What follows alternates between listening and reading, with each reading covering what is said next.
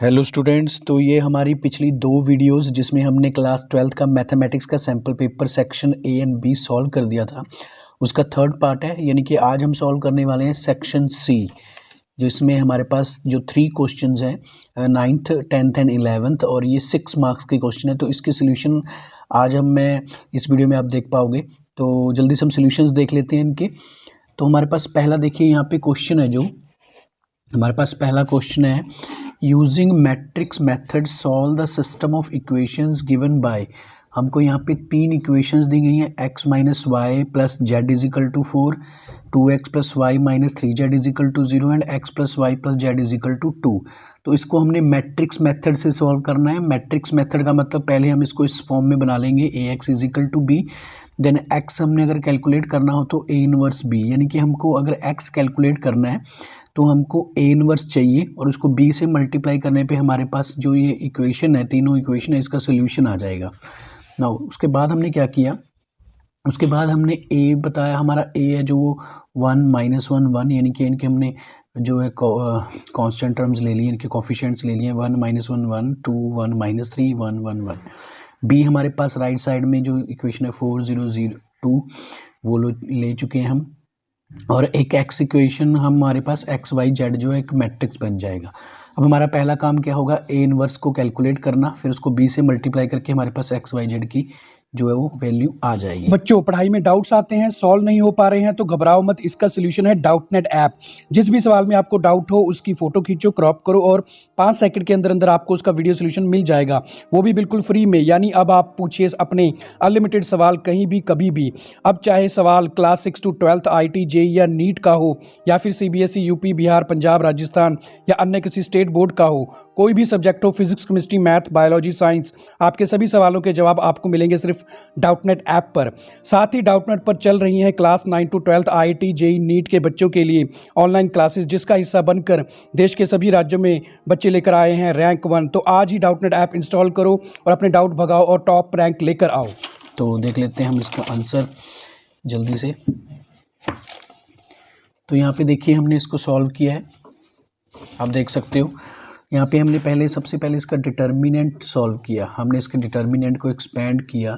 सबसे पहले हम इसका डिटर्मिनेंट सॉल्व कर रहे हैं। देखिए डिटर्मिनेंट सॉल्व करने के लिए हमको रो वाइज हमने एक्सपेंड किया इसको, expand bye R1, expand bye R1 से एक्सपेंड कर रहे हैं हम। तो R1 से एक्सपेंड करेंगे, ये रो कैंसिल, ये कॉलम कैंसिल, तो ये सॉल्व करके हमारे पास जो है 10 के इक्वल आ जाएगा, जो कि नॉट इक्वल नहीं है, मतलब ये हमारे पास नॉन सिंगुलर है। इसका ए इनवर्स जो है एग्जिस्ट करता है, तो हमको पता है, हमने ए इनवर्स के मेथड से ही पता करना है। उसके बाद हमने इनके कोफैक्टर पता करने पड़ेंगे। कोफैक्टर ऑफ A11 हमारे पास जो है वो आ जाता है 4 के इक्वल। हम कोफैक्टर हैं जो इस तरह से फाइंड आउट करते हैं। A11 पोजीशन, A12 A13, तो A11 हमारे पास 4 आ चुका है, A12 है जो हमारे पास 5 आ गया, क्योंकि ऑड पोजीशन पे है, 2 + 1 3, तो इसका नेगेटिव साइन आ जाएगा -5।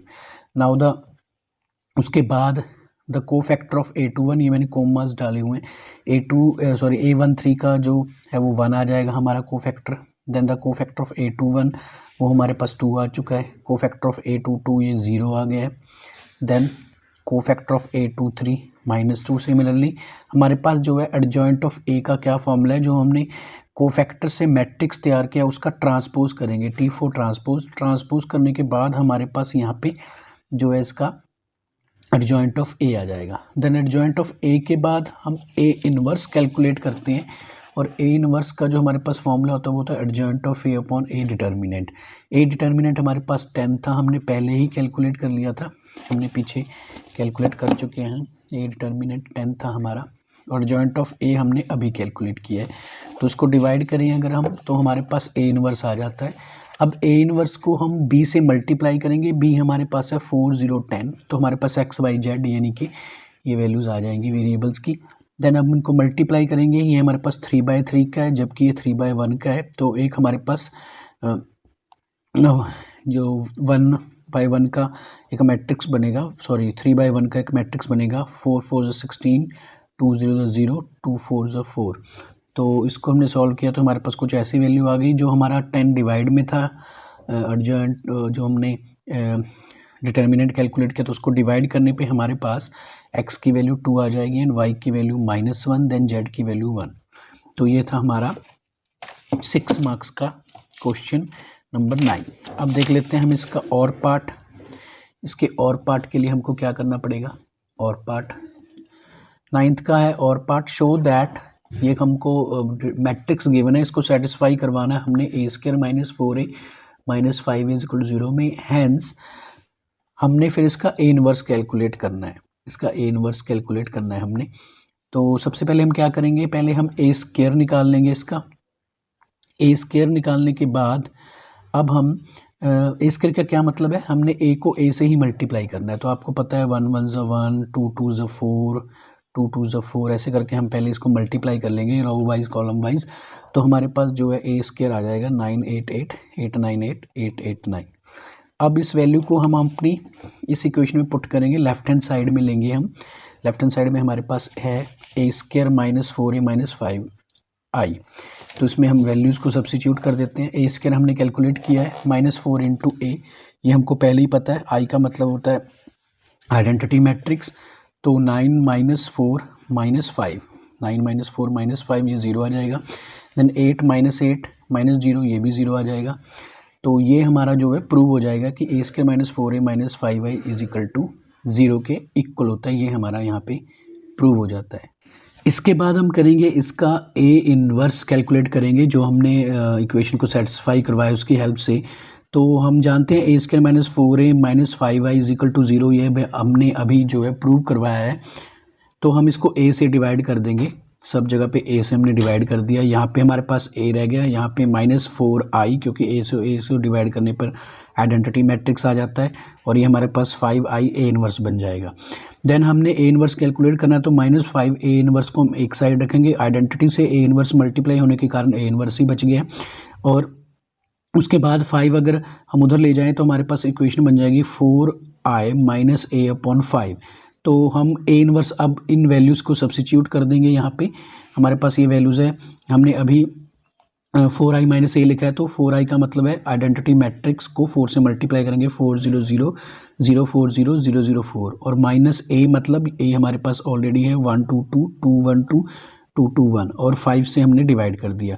तो ये सॉल्व करके हमारे पास फाइनली a इनवर्स बन जाएगा 1/5 3 - 2 - 2 -2 3 - 2 -2 -2 3। ये हमारे पास a इनवर्स जो है आ जाता है। अब उसके बाद हम देख लेते हैं नेक्स्ट सम हमारा है 10th सम।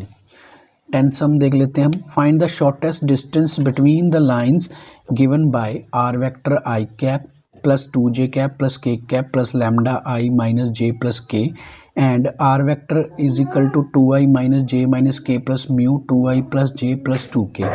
सबसे पहले हम इसका b1 देखेंगे। तो हमारे पास b1 इसमें है, b1 मतलब हमारे पास है i - j + k, ये वाला। एंड a1 हमारे पास है i + 2j + k। Now b2 vector हमारे पास सेकंड जो हमको लाइन की इक्वेशन दी है वेक्टर फॉर्म में 2i + j + 2k and a2 इसमें 2i - j - k। तो शॉर्टेस्ट डिस्टेंस का SD का मतलब है शॉर्टेस्ट डिस्टेंस। तो इसका फॉर्मूला होता है b1 cross b2 dot a2 - a1 b1 cross b2। तो सबसे पहले हम b1 क्रॉस b2 करवाएंगे। b1 b2 हमने पहले से ही लिखा हुआ है। क्रॉस का मतलब हम इनका जो है वेक्टर प्रोडक्ट करवा रहे हैं। तो वेक्टर प्रोडक्ट करवाने के बाद हमारे पास -3i + 3k बन जाएगा, ये हमारा वेक्टर प्रोडक्ट है। और a2 - a1 करने पे हमारे पास बन जाएगा 2 - 1 एंड -j × 2, ये माइनस करके हमारे पास ये वाली इक्वेशन बन जाएगी। नाउ इन दोनों को मल्टीप्लाई करेंगे हम। -3 हमने शॉर्टेस्ट डिस्टेंस का में इसकी वैल्यूज़ को सब्स्टिट्यूट कर दिया। तो -3i 3j + 3k dot j - 3k - 2k -3j + 3k, ये हमने सॉल्व कर लिया। इसके बाद हम इसको मल्टीप्लाई करके डॉट प्रोडक्ट -3 - 6 √9 + 9 18 और -9/√18 हमने सॉल्व कर लिया। और 9 को हम पॉजिटिव में ले लेंगे तो 18 को 3√2 लिखा जा सकता है। तो ये 3√2। अब हमने डिनोमिनेटर में √2 को रैशनलाइज कर दिया, तो हमारे पास फाइनली 3√2/2 जो है इसका आंसर आ जाएगा। तो इसके बाद देख लेते हैं हमारा नेक्स्ट क्वेश्चन क्या है। लास्ट क्वेश्चन है, इसके बाद हम देख लेंगे हमारा नेक्स्ट क्वेश्चन 11th। पहले हम 10th देंगे। Find the equation of the plane through the intersection of the planes 3x - y + 2z - 4 = 0 and x + y + z is equal to 2 and the point 2 2 1। तो हमको दो लाइंस की इक्वेशन दी गई हैं, planes की इक्वेशन। तो हम देख लेते हैं इसको। सबसे पहले हमने गिवन प्लेन की equation 3x minus Y plus 2z minus 4 plus lambda x plus Y plus Z minus 2 is equal to 0 इस फॉर्म में लिख लेना है। अब हमारे पास पासिस पॉइंट है 2 2 1, तो इसमें सब्स्टिट्यूट कर देंगे x की जगह पे 2, y की जगह पे भी 2, z की जगह पे 1, तो हमारे पास लैम्डा माइनस 2.3 आ जाएगा। अब इस वैल्यू को हम हमारी फर्स्ट इक्वेशन में ही फिर से सब्स्टिट्यूट कर देंगे, और फिर से सब्स्टिट्यूट करने पे हमारे पास एक 3 2 9 ज़ा 9, 3 1 ज़ा माइनस 3 इस तरह की इक्वेशन बन जाएगी, जो कि हमारी required equation of the plane है, जो कि दो प्लेन्स के इंटरसेक्शन और पासिस पॉइंट 2 2 1 से बनती है। अब इसके बाद हमारा नेक्स्ट क्वेश्चन है 11th question. 11th question last question है हमारा। इसमें ग्राफिकली मैक्सिमाइज करना है हमने या और मिनिमाइज भी करना है। z is equal to 3x plus 2y subject to the constraints हमको गिवन है x minus 2y less than equal to 2, 3x plus 2y less than equal to 12, minus 3x plus 2y less than equal to 3, and हमको बताया कि first quadrant में ही हमारा graph बनना चाहिए। Now सबसे पहले हम लिखेंगे z is equal to 7x plus 2y, जिसको हमने मैक्सिमाइज एंड मिनिमाइज करना है, और कंस्ट्रेंट्स की तीनों इक्वेशंस को हमने 1 बाय 1 लिया, और वैल्यू को 0 पुट करने पे हमारे पास x की वैल्यू को 0 पुट करने पे 0 माइनस 1 एक पॉइंट बन जाता है, y की वैल्यू को 0 पुट करने पे 2 0 बन जाता है। सिमिलरली यहाँ पे सेकंड इक्वेशन पे x की वैल्यू को 0 पुट करने पे y 6 बन रहा है, और यहाँ पे y की वैल्यू को 0 पुट करने पे x है जो 4 बन रहा है, 4 0।